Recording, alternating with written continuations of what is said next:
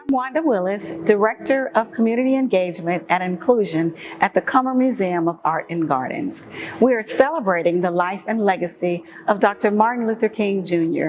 And today we have joining us Mr. Rodney Hurst, local community activist, author, and great friend. As we honor and celebrate the life of Dr. Martin Luther King, as a person in the civil rights movement, what does today mean to you? Thank you, Wanda, and good to be with you. Martin Luther King was a seminal figure in the civil rights movement. He was one who put substance before style in terms of understanding what human dignity and respect was about. He gave his life for that, and it's not often that we get a chance to live during the time of such a figure as Martin Luther King.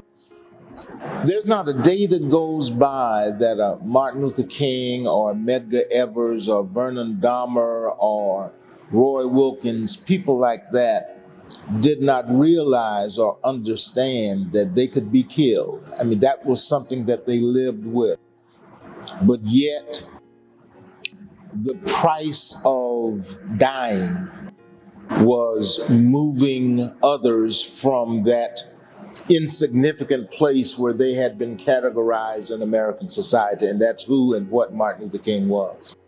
So, Mr. Hurst, you have been a very vital part of the Jacksonville community and the civil rights movement. I know that you were involved as a very young man. Can you share with us some of the experiences that ignited the interest in you becoming a part of the civil rights movement? My interest in understanding who I was and the legacy of Blackness and Black history, Black America, started with my 8th grade American history teacher, Rutledge Pearson, who said to his 8th grade American history students, Negro students in this Negro junior high school in the Negro division of the Duval County school system, that freedom is not free. If you're not a part of the solution, then you are a part of the problem. And in his classroom, he encouraged us to join the Youth Council NAACP, unheard of. But he also, in the classroom, told us to leave that American history book at home, a book approved for these Negro students in the class, but a book that only included the names of George Washington Carver and Booker T. Washington. And as important as they were not the only Blacks who made salient contributions to American society, and he wanted us to understand that. So we studied an inclusive American history, and we wrote letters to Thurgood Marshall and Jackie Robinson and Althea Gibson and people like that as part of what we did in the classroom. And when we got the letters back, we had to do book reports on those letters and we did reports on books. We were in 8th grade, and Mr. Pearson required that on all reports turned in, they had to be typewritten double space, 2 to 3 pages. And we didn't know how to type, but we had to find a typewriter and get it in. But after we finished those reports, the pride that we had in understanding and doing the research.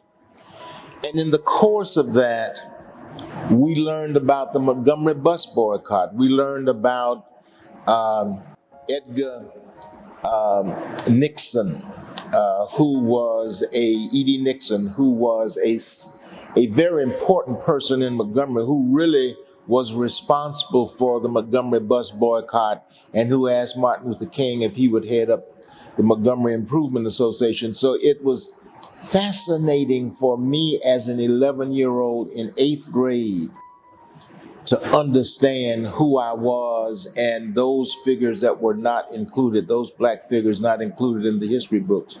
And that started my journey both in understanding Black history and understanding the legacy of Black America 65 years ago. Wow. Well, that is amazing history, and I know that you are full of lots of Jacksonville history. We sit here this morning in this beautiful gallery at the Cummer Museum, surrounded by beautiful art. One, Mildred Thompson, a wonderful artist here, who has a lot of history here in Jacksonville. What are your thoughts on the museum and what role we play in this transformation of our community as it relates to moving forward in history? Museums are an educational venue. When you come to a museum and you have that exposure to a Mildred Thompson, to an Augusta Savage, to a Romare Bearden, when you see those persons, and ordinarily you would not see them. A lot of people don't know that Mildred Thompson was born in Jacksonville. A lot of people don't know that Augusta Savage spent time in Jacksonville. So it becomes an experience, an educational experience that many times is not found in textbooks. So it's another form of learning when it is honest, when it is truthful, when you represent and show those artists who have made an impact. So as young folk come to see the great masters at a museum, irrespective of where the museum is located, they get a chance to see some folk that they had never heard of. And then it says to them, there is this inclusivity in the arts and in understanding how an educational experience it is, the interpretive art of masters and great artists and sculptors and sculptresses who did things from their own creativity, and how important it is for especially young black girls and young black boys to see that, because ordinarily they would not. So if Martin Luther King were alive today, what do you think he would be most proud of here in our community? Well, I don't know that Martin Luther King would be very proud. I think that the whole understanding of a dream, Martin Luther King's concept of I have a dream was not a dream as much as it was a vision of some things that we needed to do in this country. A lot of people have taken his words and co-opted them when he said, I judge a person by the content of their character rather than the color of their skin. Martin Luther King knew that racist America could not get beyond the color of skin to deal with the content of character. Martin Luther King understood that even after you dealt with the vile vulgarity of racism, you still had to deal with the plight of people and their worth and where they were in society, which is one of the reasons why, in addition to the civil rights movement, he got involved in the Poor People's Campaign and in dealing with the Vietnam War, which saw a disproportionate number of black men being drafted into the war. So it was a total process for him. We always say fighting racism is part of the struggle. And Martin Luther King, if he were here today, would simply say, we still have a lot of work to do, and we do. Well, I think you probably answered my next question was, if Martin Luther King were alive today, what would he be most disappointed by? Yeah, he would be disappointed at the nature of America today, the racism that is so evident at local, state, and national levels, the racism that we see on television, the racism that we see emanating out of the White House. You cannot have a country, and you cannot talk about uniting, you cannot talk about togetherness, you cannot talk about equality, you cannot talk about moving forward when there is an element in the country that says blacks are inferior, that women are less than, that Hispanics are inferior, that they come from S-hole countries, that blacks and African countries are S-hole countries. You cannot say that and then turn around in the next breath and say, let's unite. It is a conditioning process, and America has had an element of racism, a river of racism that flows in this country from slavery, from the days that America decided to take me and those who look like me and my black hue of skin and consider me property, to get around the Christian teachings of the Bible and Jesus Christ, so they would not have to consider me as a human being. So if you take someone whose skin is black and you consider them property or chattel, no more than a chair or a table, then you can treat them anyway. And that's how blacks have been treated in this country for more than 300 years. And when blacks try to assert themselves as citizens and demand their black human dignity and respect and the rights guaranteed in the Constitution, then the reaction and the response to that is always violence. And American history is replete with that violence. Why was Martin Luther King assassinated? Why was Medgar Evers assassinated? Why was Vernon Dahmer killed? They were striving for civil rights, striving to get people to vote. And for that, you lose your life. So we've got a lot of work to do. And these are uncomfortable subjects when we talk about racism, when we talk about black folk and white folk not knowing how to communicate honestly with each other, when we talk about what is not taught in the schools about an honest American history, dealing with an American history that is incomplete, dishonest, and racist. So we've got that work to do, but it's not because of anything emotional. It's because we need to honestly do those things. And this country has not done it in the past. You are absolutely correct on that. I will just share that those uncomfortable conversations that you are speaking of, I think that we are in a time where those uncomfortable conversations are now coming to the table. Some of the same issues that we have talked about for years and years and years. During the time of COVID and political and social and racial unrest, some of those conversations have now come back to the table. And yes, they are uncomfortable conversations. In your opinion, where do you think we go from here? I think that we have to deal with an honesty that we don't deal with today. I think that those uncomfortable subjects still have to be on the table, as you said. And we have to learn how to deal with the disrespect. One of the cornerstones of racism is disrespect, as evidenced from what happened during that American Holocaust called slavery until today.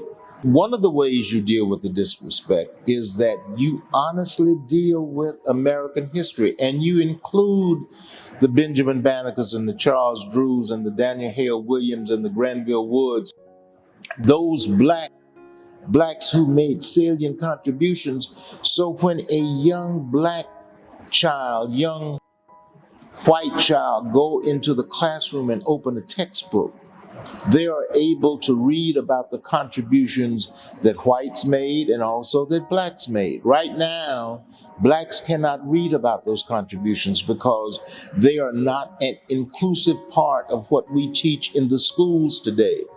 So we need to understand that this country has to awaken to inclusivity. We like to talk about diversity and inclusion, but we're not even close to that yet. Diversity does not mean on a board of 30 or 40 you have one or two blacks, one or two women, one or two Hispanics. And even after you have what you call diversity, then you have to turn around and include people at the table as decision makers. We have not done that in this country. And as these subjects come to the fore, you cannot talk about what black folk want, what black folk demonstrate for, what black folk believe in without talking to black folk. And that's part of the problem. Whites and blacks don't have honest conversations in Jacksonville, in the state of Florida, or this country for that matter. So we still have a lot of work to do. So there is a lot of work to do. Yes. That's a great segue into my next question about being able to learn in the schools with the history books and having children really understand the how black and white people were incorporated into the history and the fabric of our country. So I'd like to talk a little bit about your books. You have 3 books that you've published that are just absolutely great reads. The first one that I read, it's not about a hot dog and a Coke, which is a great read for everyone. I'd like to talk a little bit more about your books. I know that you are teaching some classes at the University of North Florida, so that's the first step into getting that history into the classroom. So tell us a little bit about your latest book, Never Forget Who You Are, and what your inspiration was for that book. Well, when I wrote the first book, it was never about a hot dog and a Coke, which dealt with the sit-in demonstrations in Axe Handle Saturday, and especially since the local press, blacked out all news about the 1960 sit-ins. And as I talked with different people and talking about Jacksonville's black history, my second book was going to be Never Forget Who You Are. But because there was such an interest in the legacy of black history, and Jacksonville has such rich history, starting with James Weldon Johnson, A. Feller Brandoff, and Augusta Savage, and Mary McLeod Bethune, who paired her Bethune School for Girls with Cookman Institute for Bethune-Cookman. They are great people who we don't talk about. Their names are not included in the history book. So instead of writing Never Forget Who You Are second, I wrote Unless We Tell It, It Never Gets Told, which deals with a lot of black history, the chapters on those black stalwarts who made a difference, both living and dead in this community. And then finally I got around to writing the third book, which was going to be the second book, Never Forget Who You Are.